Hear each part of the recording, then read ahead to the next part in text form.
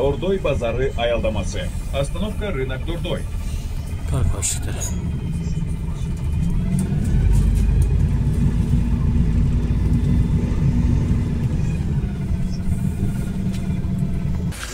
Mana Дордой базарындағы ел баса тұрған жолдарды жана парковкаларды месталарын места кылып алган адамдар качан кайтарасыңар?